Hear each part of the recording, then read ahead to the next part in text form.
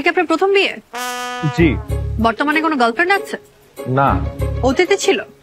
না, অতীত বর্তমান কোনো কালেই কোনো গার্লফ্রেন্ড ছিল না। কেন ছিল না? আমি কখনো কোনো প্রেম করিনি তাই। কেন প্রেম করেন? আপনার কি কোনো শারীরিক সমস্যা আছে? আসতে আপনি এই ধরনের প্রশ্ন এত উচ্চ স্বরে কেন বলছেন? মানুষজন শুনতে পাবে। মানুষ শুনলে সমস্যা কি? আর তাছাড়া আমাদের কথা কেউ শুনছে না, সবাই নিজেদেরকে নিয়ে ব্যস্ত। তো আমি দেখতে পাচ্ছি যে কিছু মানুষ তাকাচ্ছে এখানে।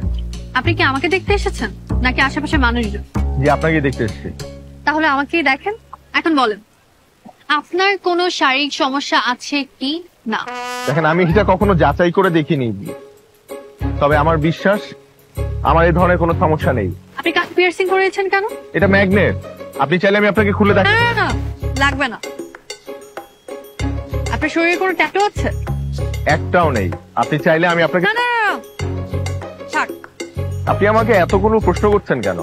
কারণ আপনি কানাডা থাকেন, অথচ আপনার গার্লফ্রেন্ড নেই, কখনো প্রেমও করেননি। ব্যাপারটা কেমন অস্বাভাবিক না? অস্বাভাবিক না। আমি প্রেম করিনি কারণ আমি প্রেম করার মতো কাউকে খুঁজে পাইনি তাই। কারণ আমি পড়াশোনা নিয়ে ব্যস্ত ছিলাম, আর আমি সব সময় চাইতাম আমার সব ভালোবাসা জমা থাকুক আমার ওয়াইফের জন্য। শুনতে একটু ওল্ড স্কুল লাগলেও আমি এমনই। ড্রিঙ্ক করেন? জি। না না, আপনি কি হার্ড ড্রিঙ্ক বুঝিয়ে? না না না, আমি ও ধরনের কিছু খাই না। নাইট ক্লাবে যান? না। আপনার কি এইচআইভি আছে? না। আপনি কি আসলে কানাডা থাকেন? না আপা, আমি আন্দরকিল্লা থাকি। আমার সাথে একদম ফাইজলামি করবেন না, আমি আপনার বেআইন না। সরি।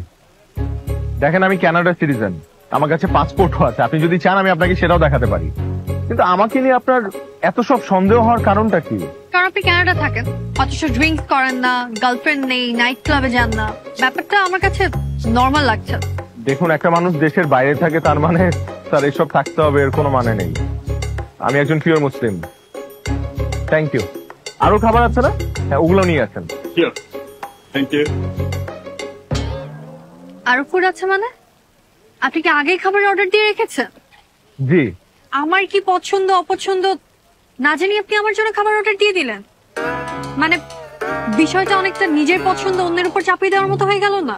না মানে আমি তো ঠিকঠাক মতো জানি না আপনার পছন্দ অপছন্দ কি, তাই আমি মেনু থেকে মোটামুটি সবকিছু অর্ডার দিয়ে রেখেছি।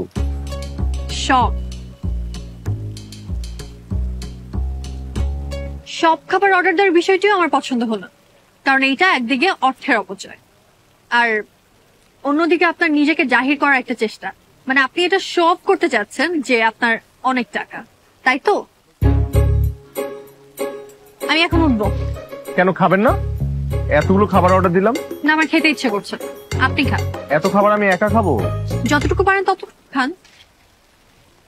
আচ্ছা ঠিক আছে, আমি ট্রাই করছি, কিন্তু একটা রিকোয়েস্ট করি, আমি যতক্ষণ খাবো অ্যাটলিস্ট ততক্ষণ আমার পাশে বসে থাকা যায়? না, আমার একটা ল্যাব ক্লাস আছে। আমি আপনাকে পৌঁছে দিই? না, আমি একাই যেতে পারবো। আচ্ছা, যাওয়ার আগে আমাদের বিয়ে নিয়ে আপনার মতামতটা জানতে পারি? না, বিয়ের মতো এত বড় একটা ডিসিশন এত জলদি আমি নিতে পারবো, আমার সময় লাগবে। আমি বাসায় যেয়ে আপনাকে ফোন দিই। বাই। আচ্ছা, এত কঠিন কেন মেয়েটা? মা তো বলেছিল নরম একটা মেয়ে, তবে মনে হচ্ছে এই মেয়ের সাথে আমার ভালো জমবে।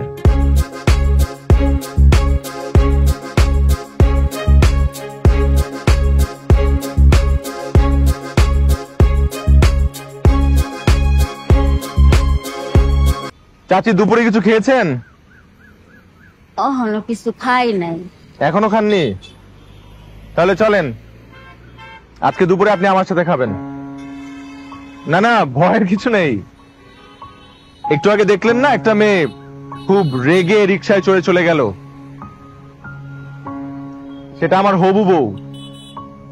আমার উপর খুব রাগ করেছে, কিন্তু আমি জানি না কেন রাগ করেছে।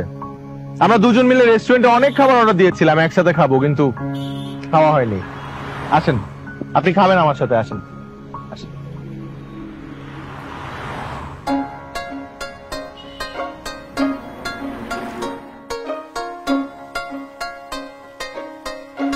খাবার মজা? খুব মজা। আর কিছু খাবেন চাচি? না, পেটটা কেড়ে টুমটুমা বইরা গেছে গা। তাহলে একটু দোয়া করে দিয়েন। দোয়া করি বাবা, মেলা বড় হও। না, আমি একা না, মানে আমাদের দুজনের জন্য দোয়া করে দিয়েন। আমি আর ঋতু বৌমা, আর ঋতু বৌমার মনটা যাতে একটু নরম হয়ে যায়, এটা একটু দোয়া করে দেন আল্লাহর কাছে। আচ্ছা আল্লাহ, তুমি লিতু বৌমার মনটা নরম কইরা দিও।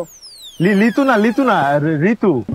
আবার কোন লিতুর মন নরম হয়ে যায়? ঋতু বৌমার লিতু বৌমার, না না, ঋতু। লিতু। বুঝছি, আপনি লিতুই বলেন। শুধু আল্লাহর কাছে বললেন যে লিতু বৌমার মন নরম হয়ে যাতে বিয়ের জন্য রাজি হয়ে যায়। আল্লাহ, লিতু বৌমা জানি বিয়াতে রাজি হয়ে যায়, হক হইয়া দেয়। আমিন আমিন। চাচি, হ্যাঁ, আপনার বৌমা যদি রাজি হয়ে যায় বিয়েতে, তাহলে আপনি, আমি আর আপনার বৌমা মিলে এখানে এসে একদিন লাঞ্চ করব অথবা ডিনার করব। হ্যাঁ, ওই দিনকে আমার স্বামীরও আনুম। হ্যাঁ, অবশ্যই আনবেন স্বামীরে। বয়স যাই হোক না কেন, বুঝি না পৃথিবীর প্রতিটা মেয়ে এত সুন্দর করে হাসে কিভাবে।